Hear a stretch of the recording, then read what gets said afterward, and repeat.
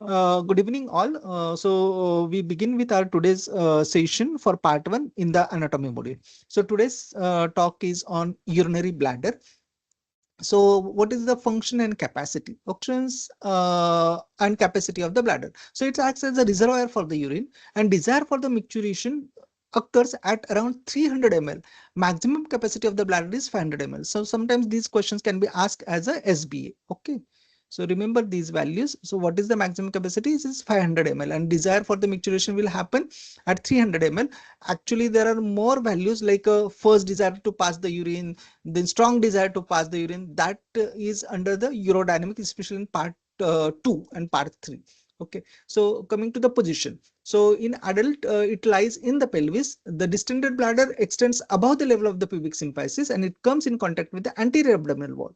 There is no peritoneum which intervenes anteriorly. Okay, so once it becomes the pelvic organ, there will not be any peritoneum. Okay, so normally superior surface is definitely covered by the peritoneum, but once it becomes the abdominal organ, it will not be covered anteriorly. Okay, in infant, it lies above the level of the pubic symphysis, and it is an abdominal organ. Okay, now coming to the shape and surfaces. So empty bladder is a tetrahedral in shape. Okay, what is the shape? It is a tetrahedral in shape. It has got 4 surfaces. Superior surface that faces the upwards, then it has got a posterior surface, that is the base and fundus, and then it has got a right and left inferolateral surfaces, and then there is an apex which is directed anteriorly. Okay, so this apex is connected to the umbilicus by urachus, which is nothing but in adults we see identify it as a median umbilical ligament. Okay, so this is also SBA. This urachus becomes the median umbilical ligament. Okay,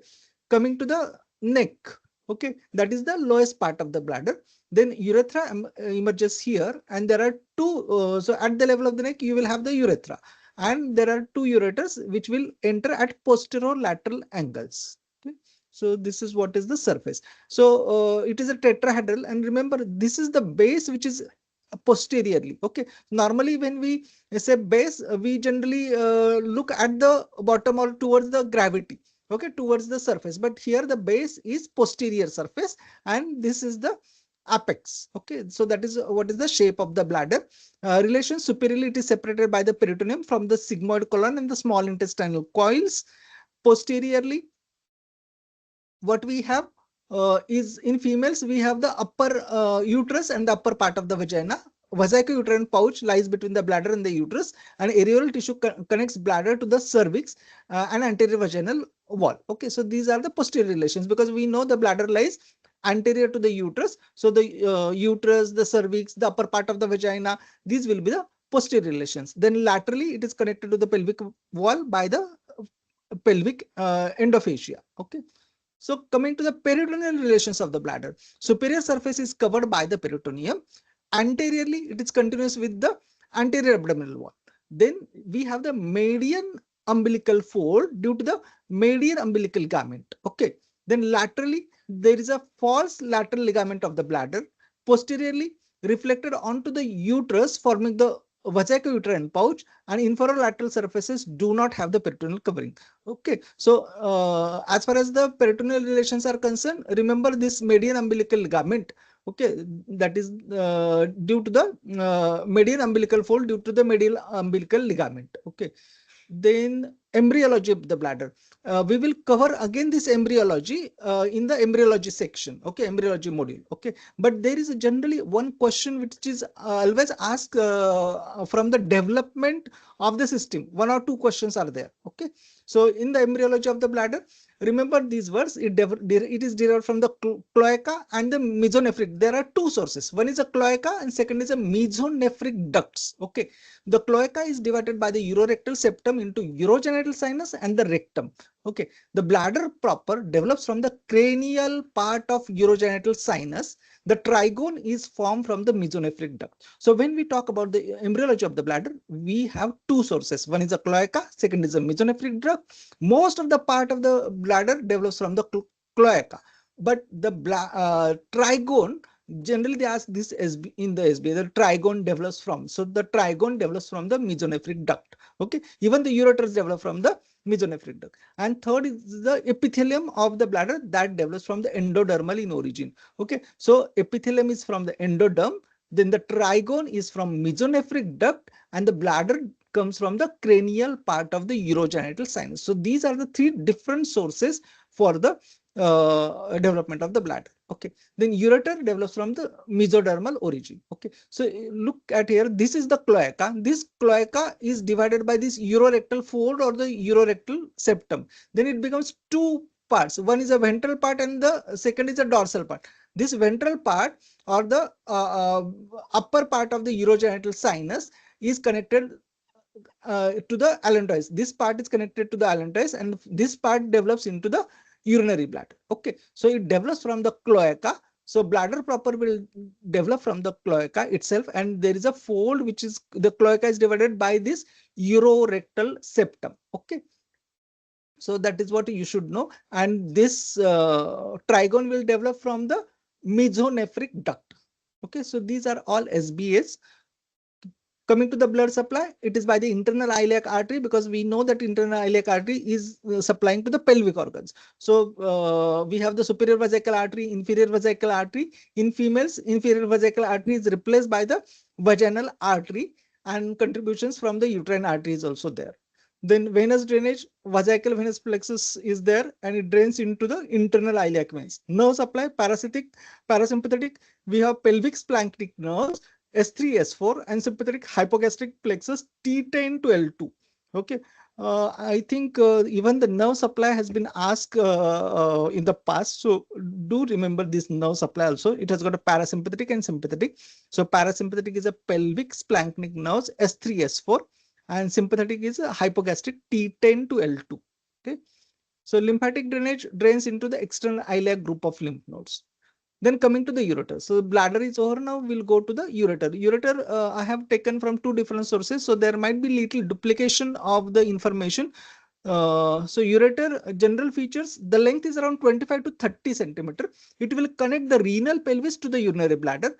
The upper half is abdominal and lower half is pelvic. Okay, so around 12.5 to 13 centimeter will be abdominal part, and similarly it will be pelvic. Okay, so it is lined by the transitional epithelium.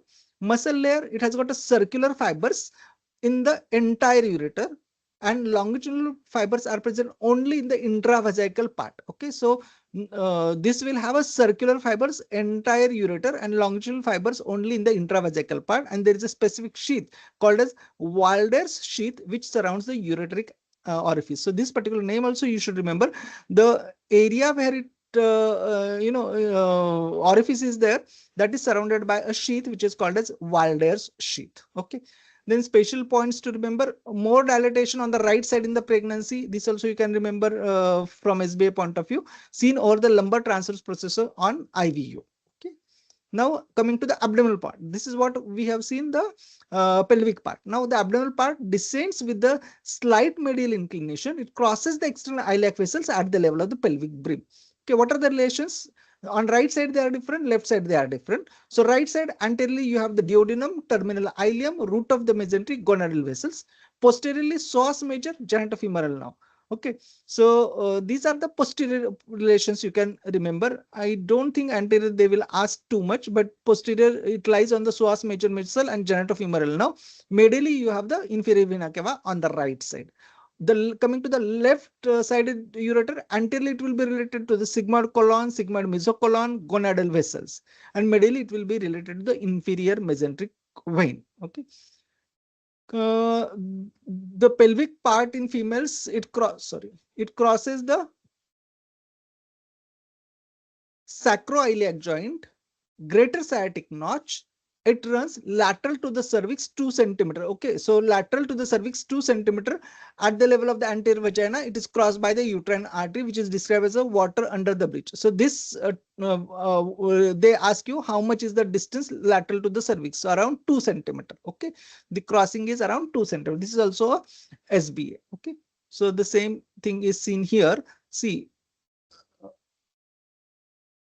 this is the bladder, and this this is the outline of the ovary. Okay, so the ureter is coming like this. Okay, this is the ureter. One will come here like this, the other will come like this. Okay, so that is what is the shown here. So relations of this pelvic will posteriorly it will lie on the obturator internus fascia, internal iliac vessels, uterine, vaginal, superior vesical arteries. So these are all the branches of the internal iliac itself. Okay, so it will lie on the obturator internus fascia, okay, and internal iliac artery and its branches. Anteriorly, there is ovary and it forms a posterior wall of the ovarian fossa. Okay, this can also be asked as a SBA because here, if you see, this is the this is forming the posterior wall of the ovary. This is what is the position of the ovary. Okay, this is what is the position of the ovary, and it forms the posterior wall of the uh, ovarian fossa. This ureter will form the posterior wall of the ovarian fossa. Okay. Coming to the termination, it enters the bladder obliquely, opens at the posterolateral angles of the trigone. Okay. Embryology of the ureter, same as that of the trigone. Okay. It develops from the mesodermal origin and birth from the mesonephric duct. Okay. Just remember this. It is mesodermal in origin and mesonephric duct will give rise to ureter. Okay. What is the blood supply? It is a segmental blood supply. Various arteries like renal, aorta, ovarian, common and internal iliac, vesical and uterine arteries will supply to the ureter. Then coming to the lymphatic drainage of the ureter, upper abdominal will go to the lateral aortic nodes, lower abdominal will go to the common iliac nodes, and pelvic will go to the internal and external iliac group of lymph nodes. Now coming to the urethra, especially the female urethra we'll be discussing. Length of the urethra is around 4 centimeter, extends from the bladder neck to the external meatus. It lies posterior to the symphysis pubis and embedded in the anterior vaginal wall. Epithelium is a stratified squamous epithelium, becomes transitional near the bladder. Wherever there is epithelium, do remember, especially in urinary tract, they ask this epithelium also. Okay, so epithelium of the urethra is a stratified squamous epithelium. It becomes transitional near the bladder. Okay. Now coming to the sphincter, it has got an internal sphincter and external sphincter. So internal sphincter is made up of smooth muscle. It is involuntary and it has got an autonomic supply. While external sphincter is a striated muscle, voluntary, and it has got a supply from the pudendal nerve. Okay. So direction, it runs downward and forward and slightly forward concavity is there. So that is what is about the urethra. So in urethra, the length of the urethra you should know that is 4 centimeter female urethra. It has got a 2 sphincters and epithelium, which is a stratified squamous. Okay, we'll just finish with few SBAs. So can you read this first SBA, doctor? Yes, sir.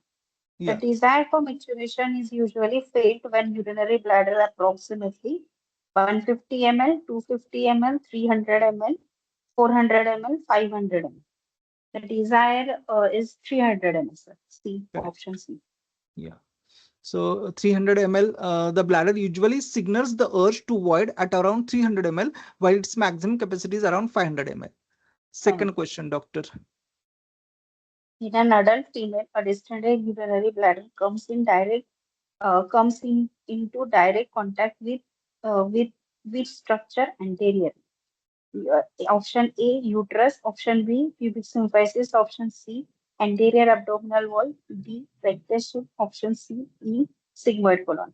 Answer is C, anterior abdominal wall. Correct, because here it is a distended urinary bladder, and we have seen that the it becomes an abdominal organ, and there is no intervening peritoneum once it becomes the abdominal organ. Once it is a pelvic, till that time the superior surface is covered by the UV fold of the peritoneum, which will get reflected over the anterior abdominal wall. But once it becomes, then the and infralateral surfaces are free from the peritoneum. So once it becomes the abdominal, it will be directly in contact with the anterior abdominal wall. Okay.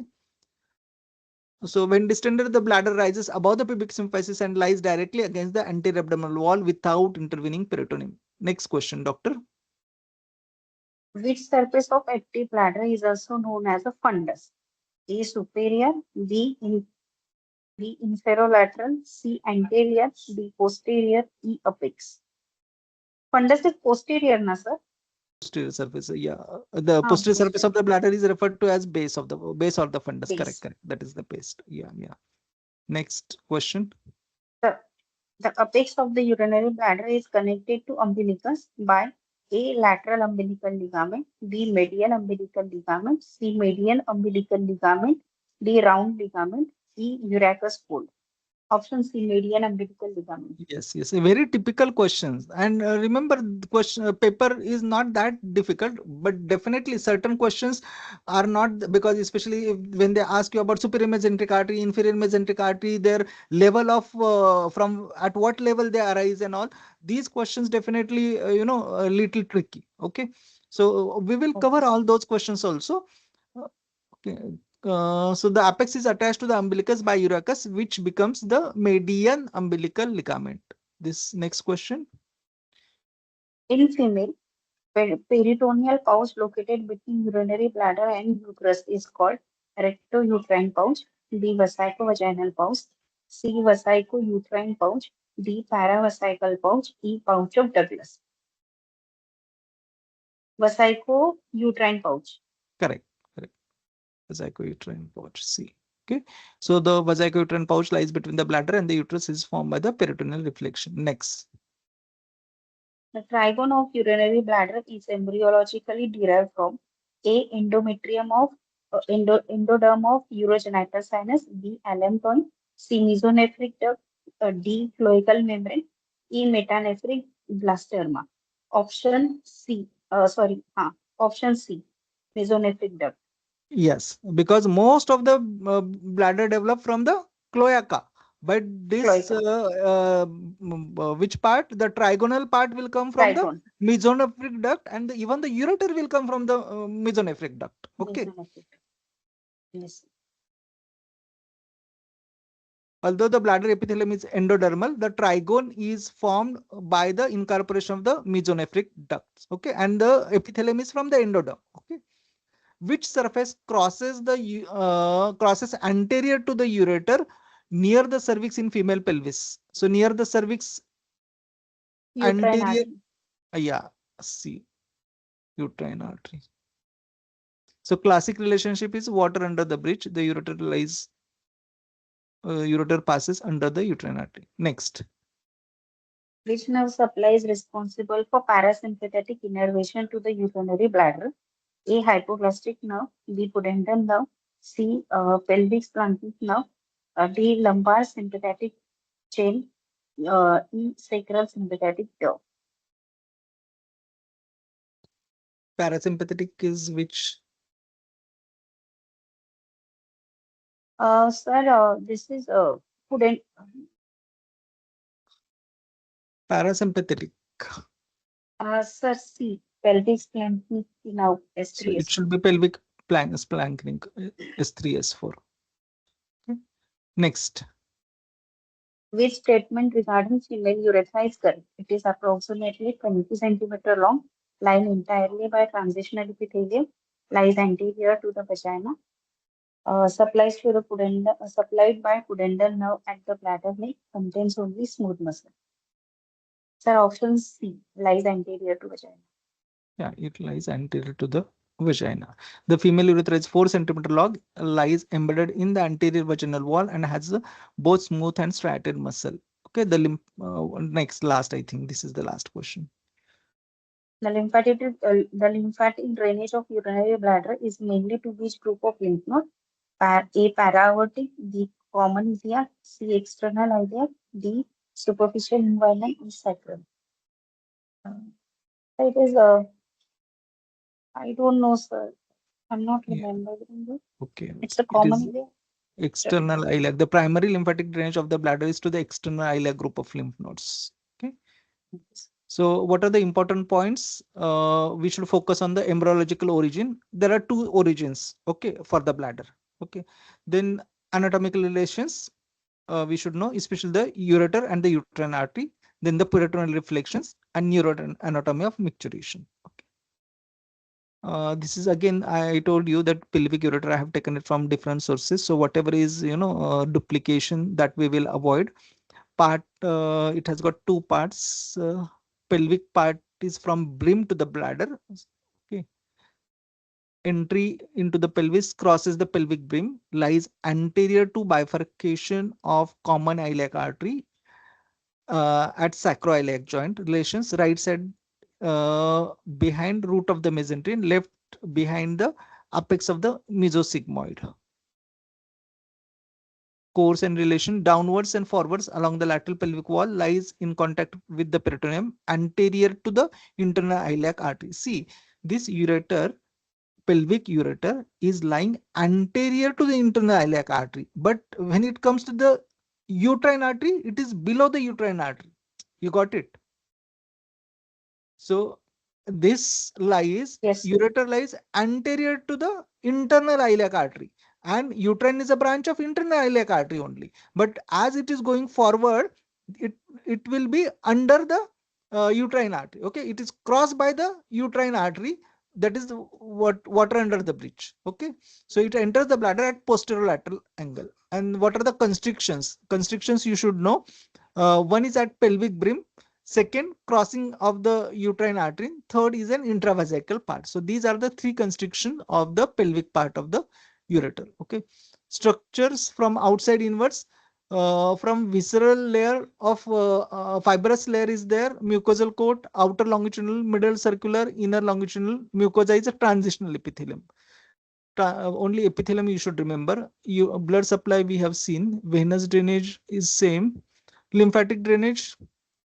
See, upper pelvic ureter will go to the lumbar, that is paraortic group of lymph nodes, and lower pelvic ureter will go to the internal and external iliac group of lymph nodes. Nerve supply: sympathetic, hypogastric plexus, pelvic plexus, and parasympathetic is through the sacral plexus. Development we have seen. Applied anatomy of the ureter is recognized by the following features: pale glistening appearance. This also there is a SBA on this. How do you identify this ureter intraoperatively? They may give one of the sign here. One is a pale glistening appearance. Second is a longitudinal vessels on the surface, and third is a peristalsis. Okay, so if they give the peristalsis, any of they can give. So these are the features. That is how we identified. The ureter is likely to damage during the pelvic surgery. During abdominal hysterectomy, the common site for pelvic ureteric injury are: one is at the level of the infundibulopelvic ligament, second by the side of the cervix, that is clamping of the cardinal ligament along with the descending cervical artery, third is a vaginal angle as the ureter traverses along the anterior fornix. Then during the pelvic peritonization, ureter lies in the posterior leaf of the peritoneum. The chances of the injury are more in cases of endometriosis, pelvic inflammation, broad ligament tumor. Injury is more common during reclamping than the primary clamping. Okay. Then radical hysterectomy and direct injury is not common. Sloughing necrosis may occur due to the stripping of the ureter of the peritoneum that leads to devitalization and sloughing. Okay, so that finishes the ureter and urinary bladder.